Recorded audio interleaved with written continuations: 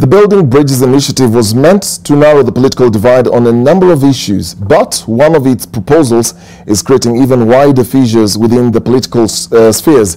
Governors have been pushing for the creation of a third tier of governance, a move that some leaders now say is selfish, unwelcome and amounts to corruption. NTV senior political affairs reporter Kennedy Muredi looks at how this proposal will shape the BBI debates going forward.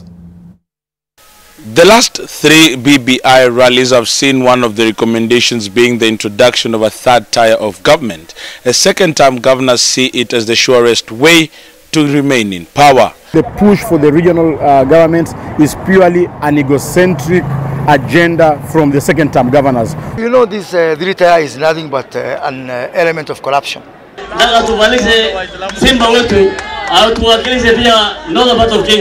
One of the highlights of the Mombasa BBI rally was the crowning of Mombasa Governor Hassan Joho as the spokesperson, not only for the Swahili community, but also the Somali community going forward.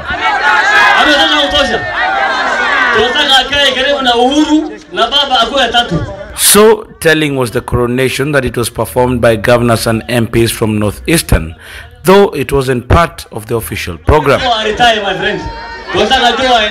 But it was a plain illustration of the push for governors serving for their final terms to remain relevant after the 2022 elections.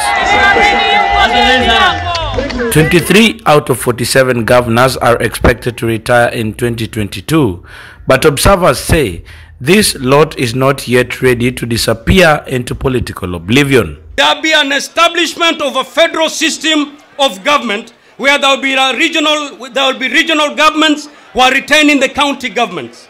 Funding allocated for the regional governments and county governments should take up 70% of the national revenue. Hata sisi kule tunaunga mkono mambo ya regional government. Hiyo itasaidia watu wengi kuwa kwenye serikali kabisa. The Council of Governors, which elected to retain its current leadership, also threw its weight behind the BBI initiative and an eventual referendum. I think we should go to the next level of regional premiers so that then we can create and harness these leadership skills, because the second-term governors surely have experience, have wealth of knowledge in developed factions, and they do need to remain within.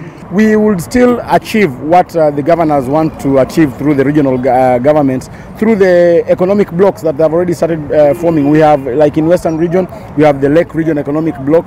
At the BBI rally in Mombasa, Kilifi Governor Amason Kingi prescribed proposals of how he and Mombasa Governor Hassan Joho would benefit. Creation of an upper coast region comprising of Kilifi County, Lamu County and Tana River counties, and creation of a lower coast region comprising of Taita Taveta County, Mombasa County and Kwale County.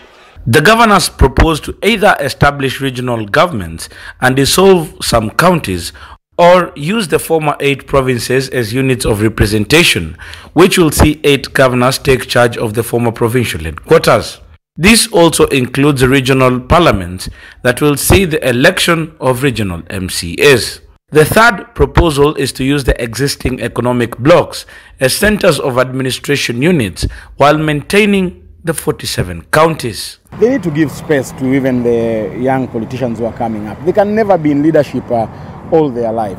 We propose an expansion of the executive by providing for the president, deputy president, a prime minister and 2 deputies. These positions, added to the already existing 2 speakers in the Senate and the National Assemblies, the Chief Justice and the Attorney General, make up 9 top positions in this country. It is a recommendation that these 9 top positions in this country are shared equally among regions. I go home, rare rabbits or something, you know. It's not a matter that you have to be in a political office. There is a likelihood of this proposal gaining momentum as the BBI rallies continue to go around the country, as these second-time governors look at it as the surest way of remaining in power and being kingpins in their own regions. Kennedy Muredi, NTV in Mombasa County.